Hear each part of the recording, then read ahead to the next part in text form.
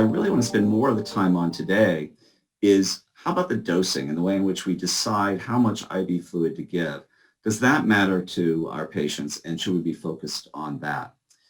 And I want us to back up a little bit and think, why is it that we give IV fluid to begin with? And typically we give it for one of two reasons. Either you're using it as a carrier to get other medications into the patient, or we're using it to expand blood volume and improving perfusion and improving circulation. So I want to focus on this, on the latter one of improving hemodynamics and improving perfusion with fluid bolus, and think about how we make the decision to administer the drug, but also how do we judge when the drug is being effective. And this is a journey we've been on for over 100 years. And if you think about this, we've had varying technologies that allow us to get close to understanding what it is we're actually trying to accomplish.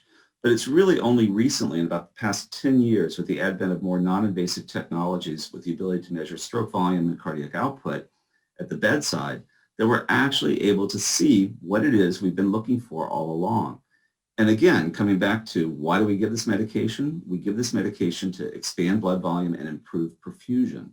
And the way to measure that directly, and most directly, is looking at flow-based metrics such as stroke volume. And there have been recent advances here in understanding of the physiology with these technologies that allow us actually insight today that we didn't have even 10, 15 years ago. And it's revealing some very interesting physiology. One of the things that we're seeing is when you actually look at patients, okay, and you're looking to understand whether or not they get the benefit from IV fluid by expanding their blood volume and expanding their perfusion, improving their perfusion, you see fluid responsiveness only in about 50% of patients. And what's fascinating about this is true across technologies. No matter how you measure stroke volume or look at fluid responsiveness.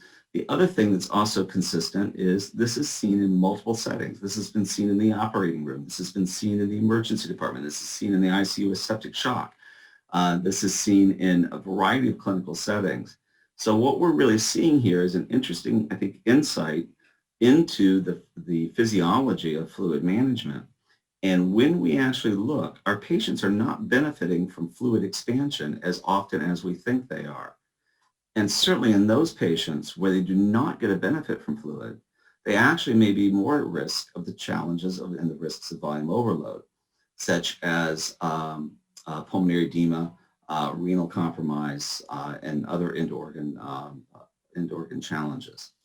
So this is really, this physiology, while it's been around forever, we've really only had visibility into it with the advent of these more recent non-invasive techniques for monitoring cardiac output and stroke volume. Now, one of the things that's interesting is this has led to a really elegant sort of diagnostic test of whether or not being able to predict before you give the fluid whether or not the patient is going to benefit from the fluid, whether or not the patient is going to improve perfusion.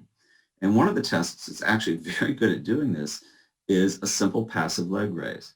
And this has been well studied across different technologies and in different clinical settings, but the physiology here is very elegant and very simple. When you have someone in a semi-sitting position or a follower's position and you raise their legs, in an average adult, you'll have about 250 to 300 cc's of blood acutely coming back to the abdomen and the chest and giving a small bolus of preload to the right heart. And what you're really watching to see is how does the heart respond with that 250, 300 cc's of blood? If the stroke volume increases by about 10% or more, that's considered a positive passive leg raise. So if you're looking at each one of these lines as being an individual stroke volume as measured by echo, you'll see that when you do the passive leg raise, in this case, you'll see a rise in stroke volume, okay? And this is with putting the legs up and doing the passive leg raise.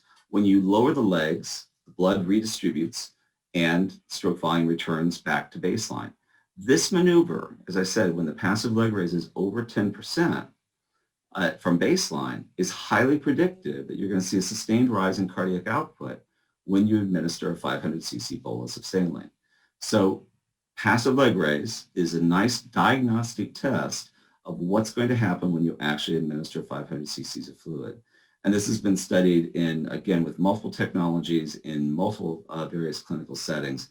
You'll see that when you look at the statistics of this, the sensitivity, specificity, area under the receiver operating curve, this is a very good diagnostic test, upwards where we're talking about the way in which we use troponins or other biomarkers today. This is a very sensitive and specific test for fluid responsiveness. So really what we're doing with a passive leg raise is we're recreating the patient's Starling curve, okay?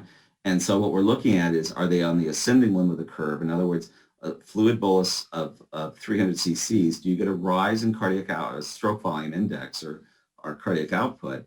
Or, frankly, are you out here on the flat part of the curve where this same fluid bolus, you do not see much of a response in stroke volume? So knowing where you are on this curve is very helpful in making the decision of fluid versus pressors. Now, there are times where you can't do a passive leg raise, and certainly you can replicate the physiology of a passive leg raise by doing a fluid bolus. And this is typically 250, 300 cc's that you get in very quickly over 5 to 10 minutes, and you assess stroke volume change there. And then, of course, there are times where if you're in a code situation or near code and you're really needing to resuscitate, you can also simply trend stroke volume and look. But what you're looking for is the 500 cc bolus that you're giving.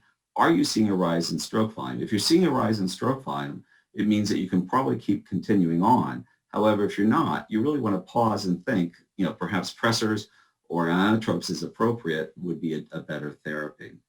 And as I said, what really is engaging with this and making this difference is the ability now to measure this non-invasively at the bedside. Certainly the Starling monitor is one of those techniques available to us. And you'll see here, it'll actually step you through a passive leg raise or a bolus technique and presents sort of a Starling curve to show whether or not the patient is likely to be fluid responsive or non-responsive.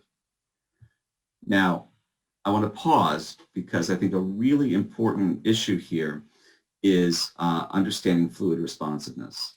Fluid responsiveness is an indication of what the heart is going to do when it receives extra preload or extra volume, expanded blood volume. Will it improve cardiac output and set the stage for better perfusion or not? This does not mean that the patient necessarily needs fluid. Okay, needing fluid is a perfusion question. So is your perfusion adequate? If your perfusion is adequate and you are fluid responsive, you do not necessarily need to administer IV fluid. However, if your perfusion is not adequate, okay, then certainly IV fluid is one of our early, first go-to agents, if you will, to improve perfusion.